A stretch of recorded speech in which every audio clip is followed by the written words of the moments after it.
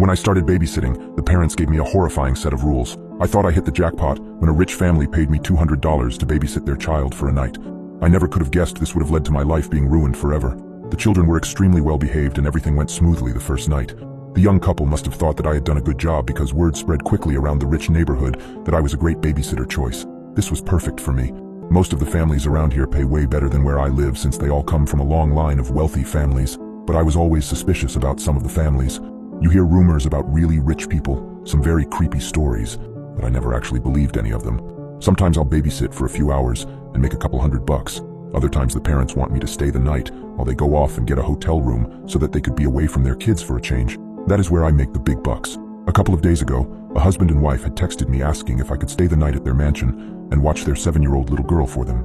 I happily agreed, not knowing this might be the last time I ever see the outside world again. When the day finally came, I drove my beat-up Jeep Wrangler to the edge of the rich neighborhood and made my way up this private driveway that I had never noticed before because the entrance was hidden back amongst the trees that surround the entire north side of town. I drove up this steep, winding driveway for what seemed like 10 minutes before I finally saw the house come into view. Out of all the houses I've babysat at, this was hands down the most gorgeous one I've ever seen.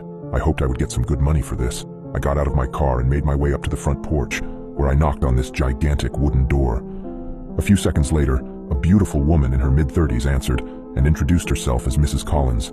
She called her husband down, and shortly after, an extremely handsome man, also in his 30s, came walking down the grand stairway, holding an adorable little girl in his arms. The couple seemed very anxious to leave, and even though they were both gorgeous people, I could tell that underneath all of their beauty, they were both extremely tired and haggard from having to keep up with their 7-year-old. They were obviously very excited about having an entire night to themselves, and couldn't wait to get out of there as fast as they could.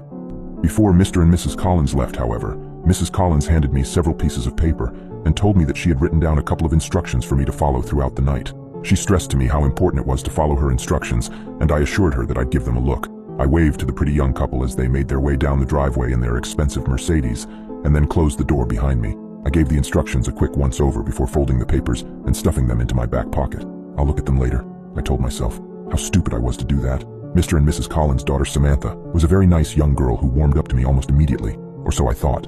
We had spent the next few hours playing games and watching TV. After we finished our 5th episode of Teen Titans Go, I noticed that it was getting late and asked Samantha what her bedtime was. She shrugged, not really giving me an answer, which is when I remembered Mrs. Collins' instructions. I pulled out the folded pieces of paper and scanned through them very quickly when I saw the words, "Samantha needs to be in bed before 8 p.m. I checked the time to find that it was almost 7:45.